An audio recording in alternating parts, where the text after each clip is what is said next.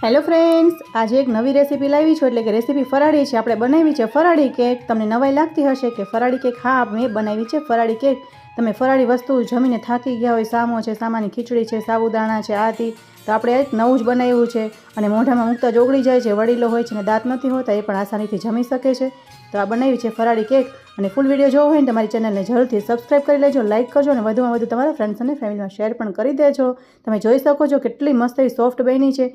અને આ કેક બનાવીને ખાશો ને તમે બજારની કેક તો ભૂલી જ જશો ને વારંવાર તમે આ જ કેક બનાવશો ને બિલકુલ ફરાળી છે અને ઘરની જ વસ્તુમાંથી બની જાય છે. તો ફૂલ વિડીયો જલ્દી અપલોડ થવાનો છે. તો મારી ચેનલને જરૂરથી સબસ્ક્રાઈબ કરી લેજો. તો અવનવી રેસીપી તમને જોવા મળવાની છે. મારી ચેનલમાં છે ને રેસીપીનો ખજાનો છે અને દેશી રેસીપીઓ વધારે હોય છે, હેલ્ધી રેસીપીઓ પણ વધારે હોય છે. તો તમે જોઈ શકો છો કે મસ્ત એવી ફરાળી કેક બની ગઈ છે અને જોતાં જ મોઢામાં પાણી આવી જાય છે ને ચાલો જમવા. આટલી મસ્ત કેક તમે પણ બનાવી શકો છો.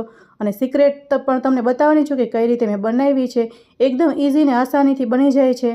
પણ તમને નવાઈ તો લાગતી જ હશે, પણ એકવાર તમે મારો ફૂલ વિડીયો જોઈ લેશો ને એટલે તમે ઘરે ફટાફટ આવી મસ્ત એવી કેક બનાવી શકો છો અને જમી શકો છો. અને બહારની કેક તો બિલકુલ ભૂલી જવાના છો. અને થોડીક 4 થી 5 વસ્તુમાંથી આ કેક બની જાય છે, એટલે કાંઈ બહારથી લાવવાની જરૂર નથી.